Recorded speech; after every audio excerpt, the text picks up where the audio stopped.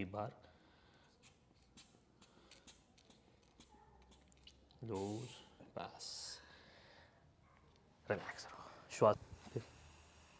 अब कैसा लग रहा है देखो, मोकला हुआ, ठीक है। थोडी सी घबराहट सी हुई ना, इसको आपलं नाव काय? अंकुश जारी कडवंची, तालुका जिल्हा जालना. तालुका जिल्हा जालना.